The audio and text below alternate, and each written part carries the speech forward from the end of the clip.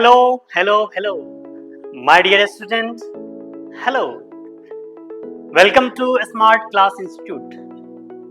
I am Sunil Kumar Yadav, SKY, Faculty of Chemistry for NEET, JMain and J Advance. Dear friends, आज हम discuss करेंगे important question CBSE board exam में आने वाले important question को discuss करेंगे। लेकिन डिस्कस करने से पहले आपको बता दें, आपका जो बोर्ड एग्जाम का समय है काफ़ी नज़दीक आ चुका है और इस समय कई बार आपके मन में अप एंड डाउन्स वाले ख्याल आते हैं। कई बार आप निगेटिव होते हैं, कभी पॉजिटिव, और मन में कई तरह की बातें आती है कि हमारा क्या होगा। तो बिल्कुल अपना हौसला बनाए रखिए, है ना। और एक बात याद रखना, आप हमेशा यही सोचना कि जितना हमने पढ़ाई किया है वो अच्छे मार्क्स के लिए काफ़ी है, अपना 100% देना है और इस समय अपना होप बरकरार रखना है, अपने ऊपर विश्वास रखना है और लास्ट मोमेंट पर अपना जो मेहनत है, हार्ड वर्क जो है वो एकदम पीक पर बनाए रखना है, अपने आप को फॉर्म में बनाए रखना है और रिगरस प्रैक्टिस करते रहना है। लगातार आप चीज़ों को रिवाइज करते रहें, टाइम टू टाइम चीज़ों को रिवाइज करते रहें और लास्ट मोमेंट तक लगे रहें, डटे रहें मैदान में। और जब भी टूटने लगे हौसला, जब भी आपका हौसला कम हो, जब भी टूटने लगे हौसला, तो एक बात याद रखना, बिन मेहनत के हासिल तब तो ताज नहीं होते, बिन मेहनत के हासिल तब तो ताज नहीं होते। ढूंढ लेते हैं अंधेरे में भी जुगनू अपनी मंजिल, क्योंकि वो दूसरे के रोशनी के मोहताज नहीं होते। तो दोस्त, बेसिकली आपको आज हम उसी फियर को कम करने के लिए इम्पोर्टेंट क्वेश्चन डिस्कस करने वाले हैं जो कि आपके सीबीएसई बोर्ड एग्जाम में आएंगे। तो उसको अच्छे से देखिए और समझने की कोशिश करें।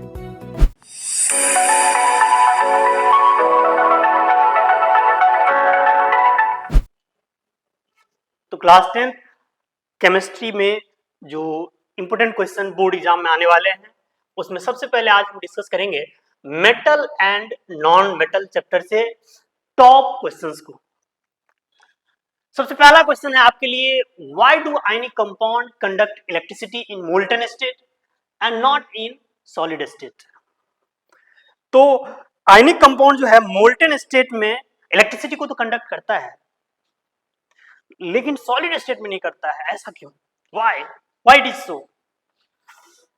तो अगर NaCl ले लेते हैं हम, NaCl को अगर हम वाटर में डिजोल्व कर ले तो वो एक्वस सॉल्यूशन कहलाता है। NaCl को जब आप वाटर में डिजोल्व कर देते हैं तो एक्वस सॉल्यूशन हो जाता है, लेकिन उसी NaCl को हाई टेम्परेचर पे हीट कर देते हैं। जब आप NaCl को जब आप हाई टेम्परेचर पे हीट कर देते हैं तो वो मोल्टेन सॉल्यूशन होता है।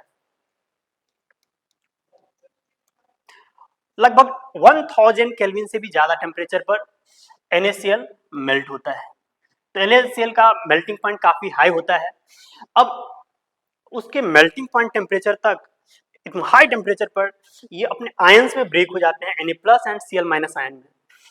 और जब ये आयंस में ब्रेक हो जाते हैं Na+ एंड Cl- आयन में, तो मोल्टेन फॉर्म में ये इलेक्ट्रिसिटी को कंडक्ट करता है, क्योंकि ये अब इसमें आयंस आसानी से फ्लो कर सकते और flow of charge is called current. आपको पता ही है, तो जैसे ही आयंस मूव करेगा मतलब चार्ज मूव करेगा तो करंट फ्लो करेगा। तो मोल्टेन स्टेट में NaCl तो मैंने एग्जांपल के तौर पे लिया क्योंकि NaCl क्या है, एक आयनिक कंपाउंड है। अच्छा, आयनिक कंपाउंड किसको बोलते हैं आपको याद है? आयनिक कंपाउंड क्या है? What is ionic compound? Ionic compound क्या होता है? आयनिक कंपाउंड क्या होता है? जो मेटल और नॉन मेटल के बीच में जो बॉन्ड बनते हैं तो आयनिक कंपाउंड होता है।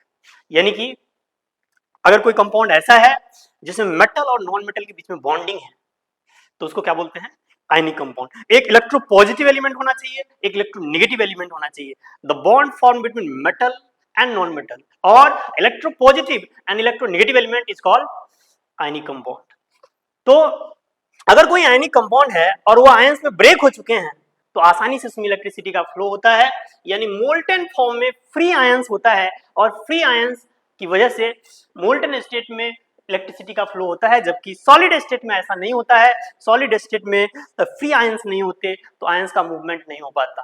ओके, तो वही बात लिखा हुआ है, ionic compound not conduct electricity in solid state because ions are not free to move in molten state. Ions are because ions are not free to move in molten state.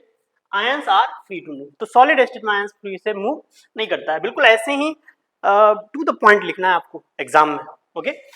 और देखिए कई बार क्या होता है हम बना बना के बहुत सारी चीज लिखते हैं और काम की बातें नहीं लिखते हैं तो आपको नंबर नहीं दिया जाता है. तो आप टू द पॉइंट लिखें बड़ा बड़ा के लिखने की जगह. हाँ, लेकिन अगर कोई 5 नंबर के क्वेश्चन है या 4 नंबर के क्वेश्चन है तो उसको उसी तरह से लिखना चाहिए. ठीक है.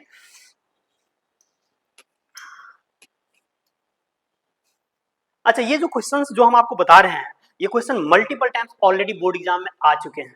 कई बार, कोई क्वेश्चन 5 बार, कोई 6 बार, और इस क्वेश्चन आने की संभावना पूरी है. ऐसे क्वेश्चन को आपको जरूर करके जाना चाहिए और ऐसे क्वेश्चन आने की संभावना बहुत ज्यादा है.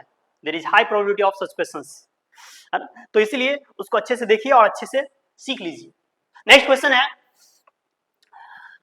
The reaction of metal X with Fe2O3 is highly exothermic and is used to join railway tracks. Identify metal X. Write the chemical equation for the metal.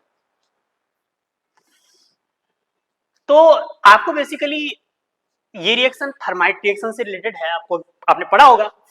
तो इसमें क्वेश्चन ये है कि Fe2O3 का रिएक्शन X के साथ होता है और वो हाईली एक्सोथर्मिक नेचर का है. आपको यहां से सपने आना चाहिए. क्या सपने आना चाहिए कि Fe2O3 किसके साथ रिएक्शन करता है तो हाईली एक्सोथर्मिक रिएक्शन होता है. तो आपको याद होगा थर्माइट रिएक्शन में Fe2O3 एल्यूमिनियम के साथ रिएक्शन करता है ना, और वहां से एल्यूमिना बनता है और आयरन बाहर निकलता है ना. तो उस केस में हाईली एक्सोथर्मिक होता है. तो हमें ख्याल आ रहा है X ज्यादा चांस है क्या है एल्यूमिनियम है. आगे पढ़ते हैं. And is used to join railway tracks. अब क्लियर हो गया वो थर्माइट रिएक्शन की बात कर रहा है ये. Identify metal X. Right the chemical equation for the reaction.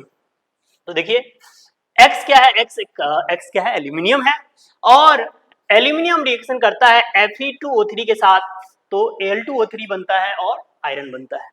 और आपको पता ही है ये डिस्प्लेसमेंट रिएक्शन है. तो जो मोर रिएक्टिव मेटल है एल्यूमिनियम वो लेस रिएक्टिव आयरन को डिस्प्लेस कर रहा है. ओके. यहाँ पे आयरन का क्या हो रहा है रिडक्शन. यहाँ पे आयरन का रिडक्शन हुआ. ऐसे क्वेश्चन भी पूछे जाते हैं कि किसका ऑक्सीडेशन हुआ है किसका रिडक्शन हुआ है. तो बिल्कुल ये बात ध्यान रखेंगे. यहाँ पर आयरन का जो है क्या हुआ है आयरन का यहाँ पे रिडक्शन हुआ है. कई स्टूडेंट को तो ये नहीं पता होता है रिडक्शन कैसे किसको बोलेंगे हम. आसान तरीका मैं बता रहा हूँ आपको. अगर किसी में से ऑक्सीजन हट रहा है, अब देखिए इसमें से ऑक्सीजन हट करके हटेगा तो क्या बन जाएगा एसिड. तो जिसमें से ऑक्सीजन रिमूव हो रहा है उसका हो रहा है रिडक्शन. उसका क्या हो रहा है रिडक्शन. और जिसमें ऑक्सीजन ऐड हो रहा है उसका क्या हो रहा है जिसमें ऑक्सीजन ऐड हो रहा है उसका क्या हो रहा है उसका हो रहा है ऑक्सीडेशन. तो यहां पर एल्यूमिनियम का क्या हो रहा है ऑक्सीडेशन.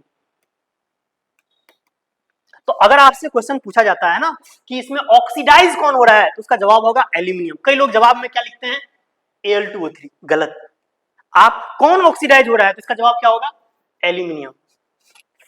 कौन रिड्यूस हो रहा है तो इसका जवाब क्या होगा Fe2O3. समझ आ रहा है बात. तो इस तरह से ठीक है इसको ध्यान रखेंगे आप. नेक्स्ट नेक्स्ट क्वेश्चन है zinc is a metal found in the middle of the reactivity series of the metals in nature. In nature, it is found that as a carbonate ore, zinc carbonate. Mention the steps carried out for the extraction from the ore. अच्छा, zinc metal जो है वो reactivity series आप देखेंगे तो वो middle में है. ओके. और नेचर में ऐसा देखा जाता है कि कार्बोनेट ओर जो है जिंक कार्बोनेट तो उसमें किस तरह का एक्सट्रैक्शन प्रोसेस जो है वो क्या है.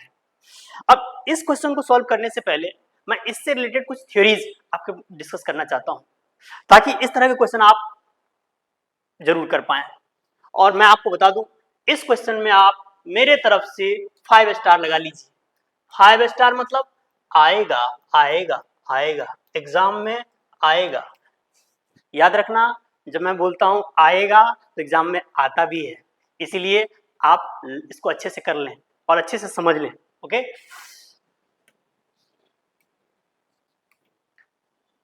तो आप मेटल का रिएक्टिविटी सीरीज पढ़े होंगे, और मेटल के रिएक्टिविटी सीरीज में आपने पढ़ा होगा केदारनाथ का माली आलू जरा फीका पकाता है, कौन है आगे आओ आओ, है ना।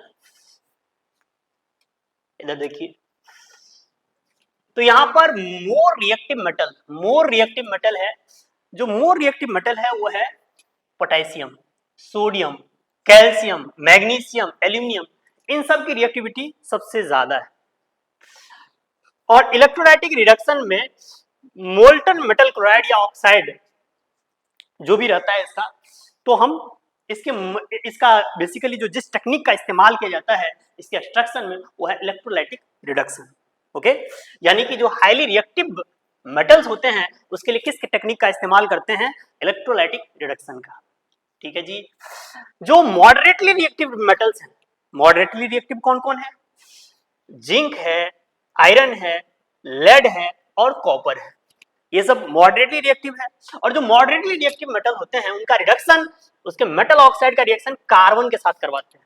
जनरली कार्बन एक रिड्यूसिंग एजेंट है, तो यहां पर हम कार्बन ऐड करते हैं उसके ऑक्साइड के साथ, मेटल के ऑक्साइड के साथ, तो वो रिडक्शन हो जाता है। ठीक है। जो लिस्ट रिएक्टिव मेटल्स हैं, जो लिस्ट रिएक्टिव मेटल है जैसे कि copper, mercury, silver, gold, platinum, ये सब, अच्छा गौर से देखो आप, CHAAP, छाप, छाप, ये छाप क्या है, ये कॉपर है, मरकरी है, सिल्वर है, गोल्ड है और प्लेटिनम है। इन सब की रिएक्टिविटी सबसे कम है। और जो छाप मेटल है ना, इन सब की रिएक्टिविटी लिस्ट है, और इनके जनरली देखे जाते हैं नेचर में सल्फाइड ओर होते हैं, और इनके सल्फाइड ओर को हीट करके, है ना, यानी हीट करके इसको रिड्यूस किया जाता है।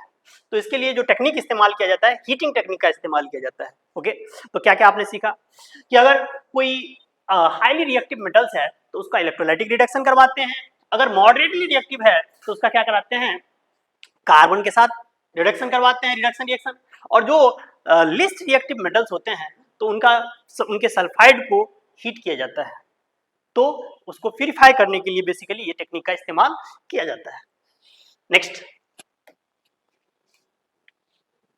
अब हम आपको एक और चीज बताना चाहेंगे इससे रिलेटेड, कि जो एक्सट्रैक्शन प्रोसेस है उसको ब्रीफली हम बताने जा रहे हैं आपको कि कैसे कैसे होता है, ताकि इस क्वेश्चन को अच्छे से जब भी आए तो बिल्कुल एकदम कायदे से आप उसको लिख सकें। ठीक है। अगर आप ओर निकालते हैं अर्थ से, जो ओर आया उस ओर का सबसे पहले क्या किया जाता है, concentration, concentration of ore. Concentration में कौन सी टेक्निक इस्तेमाल किया जाता है, gravity separation, flotation, magnetic separation, leaching. मतलब समझिए ना, नीचे से ओर निकाला, जैसे लोहे का ओर निकाला, है ना, या मैंगनीज का ओर निकाला, किसी भी मेटल का ओर निकालते हैं, उसके साथ इंप्योरिटी जुड़ा हुआ है। अब इंप्योरिटी को हम gravity separation, flotation, magnetic separation, इन सब टेक्निक का इस्तेमाल करते हैं। उसके बाद कंसंट्रेशन हो जाता है। कंसंट्रेशन ऑफ ओर के बाद अब तीन कैटेगरीज में हम देखते हैं उसको तीन तरीके से। अगर कोई हाईली रिएक्टिव है, अगर कोई हाईली रिएक्टिव मेटल है, ध्यान दीजिएगा, अगर कोई हाईली रिएक्टिव मेटल है तो हाईली रिएक्टिव मेटल का सबसे पहले हम क्या करते हैं, इलेक्ट्रोलाइसिस ऑफ मोल्टन क्लोराइड और ऑक्साइड, यानी उसका इलेक्ट्रोलाइसिस टेक्निक का इस्तेमाल किया जाता है, इलेक्ट्रोलाइटिक रिडक्शन। यानी कि जो हाईली रिएक्टिव मेटल होगा उसका क्या कराएंगे, उसका कराएंगे इलेक्ट्रोलाइसिस, और इलेक्ट्रोलाइसिस करने से क्या होगा, हमें प्योर मेटल मिलेगा। ओके जी।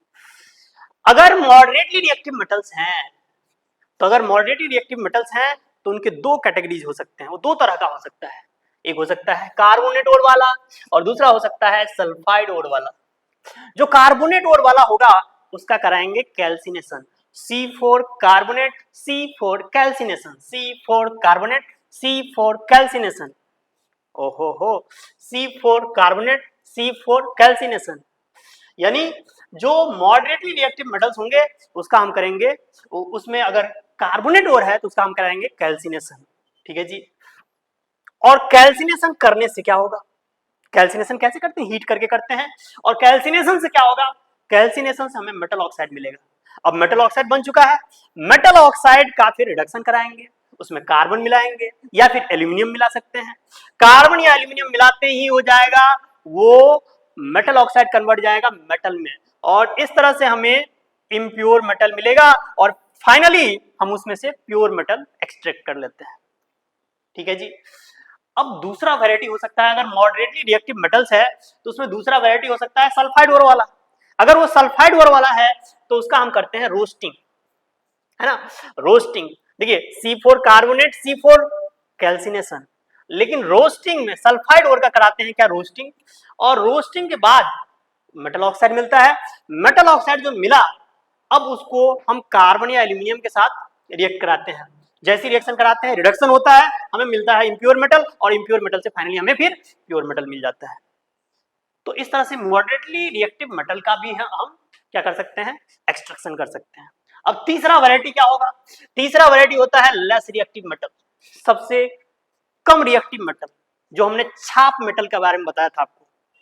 अब छाप मेटल कौन कौन सा था, जैसे कॉपर, है ना, मरकरी था, गोल्ड था, प्लेटिनम था, इन सब मेटल का अगर जिसकी लिस्ट रिएक्टिविटी होती है उसमें जनरली देखा जाता है सल्फाइड ओर होता है। और अगर सल्फाइड ओर है तो क्या करेंगे उसका, अगर सल्फाइड ओर है तो उसका करा दीजिए रोस्टिंग, और रोस्ट कर दीजिए, और रोस्टिंग करने से क्या होगा, उसको हीट करके उसका रिडक्शन कराया जाता है, रिडक्शन से बनता है प्योर मेटल, और इम्प्योर मेटल से फाइनली मिलता है प्योर मेटल।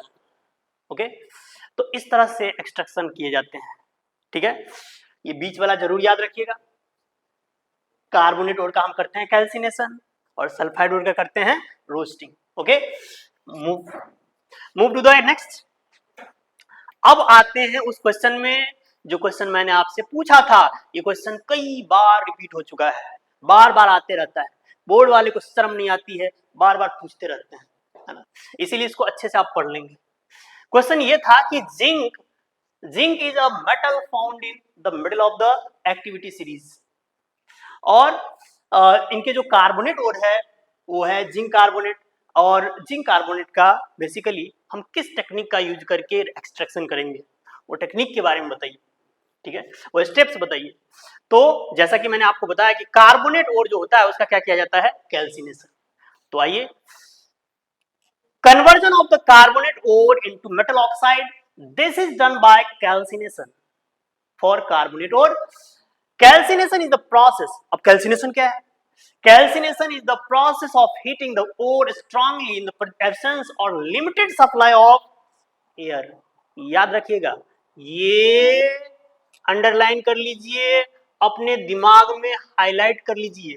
हाँ, क्या हाईलाइट कर लेंगे, लिमिटेड सप्लाई में एब्सेंस ऑफ एयर और लिमिटेड सप्लाई ऑफ एयर। तो जिंक कार्बोनेट को हीट किया जाता है लिमिटेड सप्लाई ऑफ एयर या फिर एब्सेंस ऑफ एयर में, और जैसे ही उसको हीट करते हैं तो हीट करने के बाद बनता है जिंक ऑक्साइड और कार्बन डाइऑक्साइड, यानी मेटल ऑक्साइड मिल चुका है। मेटल ऑक्साइड का फिर क्या करेंगे, रिडक्शन, और रिडक्शन करने से क्या मिलेगा, मेटल।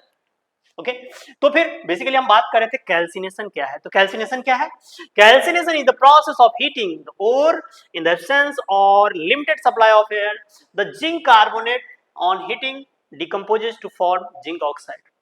ओके, तो जिंक कार्बोनेट का इस तरह से कैल्सिनेशन टेक्निक का यूज करके उसका प्यूरिफिकेशन किया जाता है। तो अब जिंक ऑक्साइड बन चुका है, अब क्या किया जाएगा, इसका रिडक्शन किया जाएगा, और रिडक्शन करके क्या मिलेगा, हमें मेटल मिल जाएगा। तो आइए हम इसका रिडक्शन कर ही देते हैं जी। तो आंसर कंटिन्यूड है, अगले स्टेप में क्या किया जाता है, इसका रिडक्शन किया जाता है। Reduction of the metal oxide to metal, the as zinc is moderately reactive, zinc oxide cannot be reduced by heating alone, hence it is reduced to zinc by using a reducing agent such as carbon. Carbon क्या है, reducing agent. Carbon क्या है, reducing agent. याद रखिएगा, carbon के साथ जैसे ही zinc oxide reaction करता है ये बन जाता है जिंक, और जिंक इसमें क्या हो जाता है, कार्बन मोनोऑक्साइड बन जाता है। कार्बन और ऑक्सीजन की बचपन की दोस्ती है, बचपन का प्यार है, और ये कार्बन जैसे ही आता है जिंक ऑक्साइड के साथ तो जिंक ऑक्साइड में से कार्बन रिएक्शन करने के बाद वो कार्बन मोनोऑक्साइड बन जाता है, जिंक को अलग कर देता है। समझ के बात। नेक्स्ट, अब हम अगले क्वेश्चन की तरफ मूव करते हैं। नेक्स्ट क्वेश्चन है differentiate between roasting and calcination giving chemical equation for each. तो ये वही क्वेश्चन है जो अभी थोड़ी देर पहले हमने बताया था आपको डिटेल में, बिल्कुल वही क्वेश्चन। देखिए ये क्वेश्चन बार बार रिपीट होता है, इसीलिए बिल्कुल इसको अच्छे से लर्न कर लेंगे, अच्छे से सीख लेंगे और बिल्कुल तरीके से आंसर लिखेंगे। जब आप बोर्ड एग्जाम में आंसर लिख रहे होते हैं, मैंने देखा है कई लोग अंडरलाइन भी करते हैं, कई लोग अंडरलाइन नहीं करते। पहली बात तो साफ सुथरे लिखिए क्वेश्चन नंबर, कई लोग नंबर ठीक से नहीं लिखते, इतना जल्दबाजी होता है उनका, इतना प्रेशर में नहीं आना है, कभी भी एग्जाम में प्रेशर में नहीं आना, और अभी भी प्रेशर में नहीं आना। क्यों? Pressure is inversely proportional to performance. अगर आपने प्रेशर ज्यादा लिया तो आपका परफॉर्मेंस खराब हो जाएगा, इसलिए प्रेशर कभी लेने का नहीं, ठीक है। और हमेशा कूल माइंड के साथ पेपर दिया करें आप। तो पेपर में थोड़ा सावधानी से नंबर लिखना, चीजों को बिल्कुल वेल अरेंज्ड वे में सिस्टमेटिकली लिखिए ताकि आप पूरे में पूरे नंबर ला सके, ठीक है। और एक ही चीज को बार बार पढ़िए, 10 चीजें इधर उधर से भटकने की जरूरत नहीं है। जो आपने पढ़ रखा है उसी को लास्ट मोमेंट पर रिवाइज कीजिए, बार बार रिवाइज कीजिए। अगर आपने पूरा पढ़ रखा है तो उसको रिवाइज कीजिए, ठीक है। नाउ क्वेश्चन है differentiate between roasting and calcination giving chemical equation for each. तो देखिए क्वेश्चन क्या है, क्वेश्चन में रोस्टिंग और कैल्सिनेशन में डिफरेंस बताना है आपको।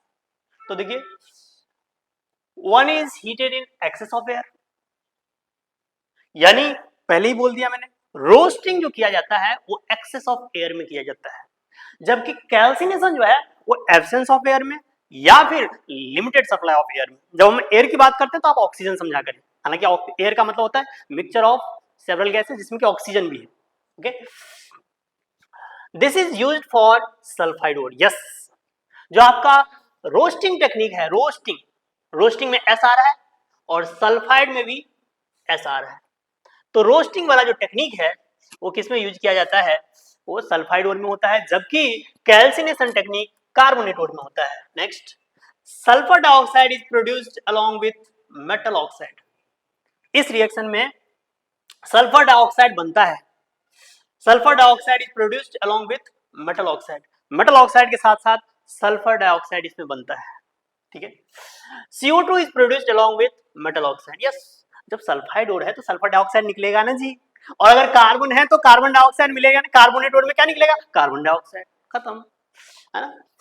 इसके एग्जांपल देख लीजिए, जिंक सल्फाइड को जब ऑक्सीजन के साथ रिएक्शन कराते हैं तो जिंक ऑक्साइड बनता है और सल्फर डाइऑक्साइड बनता है, ओके। यहीं पर जिंक कार्बोनेट को जब आप हीट करते हैं तो जिंक ऑक्साइड बनता है और कार्बन डाइऑक्साइड बनता है।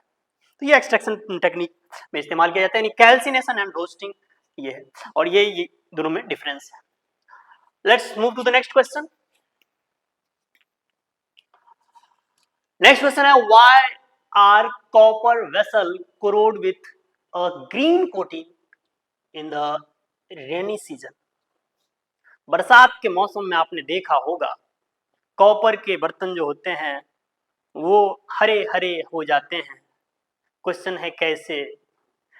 तो मॉइस्चर के साथ रिएक्शन हो जाता है कॉपर का और एयर के साथ रिएक्शन हो जाता है कॉपर का, और रिएक्शन करने के बाद कॉपर का कार्बोनेट और कॉपर का हाइड्रोक्साइड बनता है, जिसकी वजह से उसका कलर हो जाता है ग्रीन ग्रीन, एवर ग्रीन नहीं, ग्रीन कलर हो जाता है। तो क्वेश्चन ये है और क्वेश्चन का जवाब देखिए, देखिए आपको एकदम 3D में दिखा रहे हैं आपको, है ना। ये कॉपर का कोई मेटल का टुकड़ा है और उसमें लगे हुए हैं ग्रीन ग्रीन कोटिंग, है ना। तो ये कोरोजन होता है कॉपर का, उसकी वजह से होता है, ठीक है ना।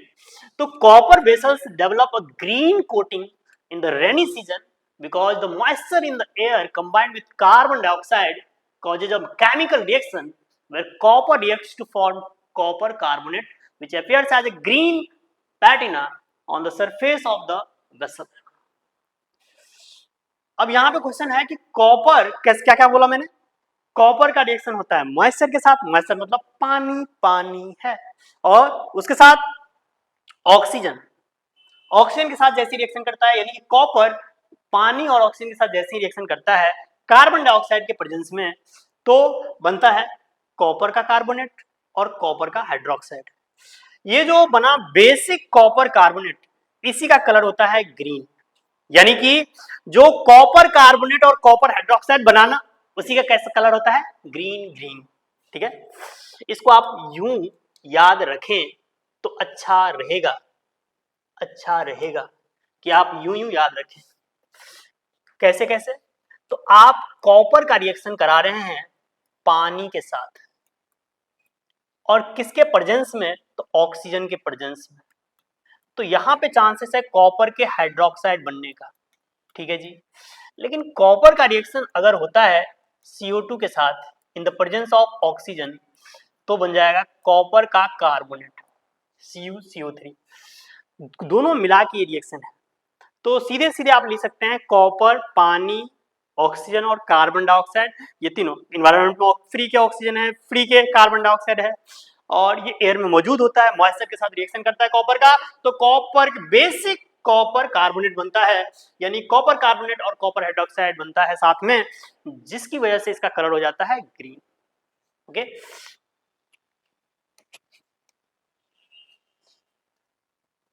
तो ये सारे जो क्वेश्चन है, ये रहे सारे question metal and non metal chapter के इंपोर्टेंट क्वेश्चन। आई होप आपको अच्छे से क्लियर हुआ होगा। देखिए, इंपोर्टेंट क्वेश्चन का मतलब ये नहीं होता है कि केवल ये पढ़ना है, आप जो भी पढ़े हैं अभी तक उसको अच्छे से जरूर रिवाइज करें, और इस क्वेश्चन को तो जरूर देखें, क्योंकि ये क्वेश्चन मल्टीपल टाइम्स आपके बोर्ड एग्जाम में आ चुके हैं और फिर से आने की संभावना है, पूरी पूरी प्रोबेबिलिटी है। तो इसीलिए इनको अच्छे से पढ़ के जाएं। आई होप आपको क्लियर होगा। Thank you.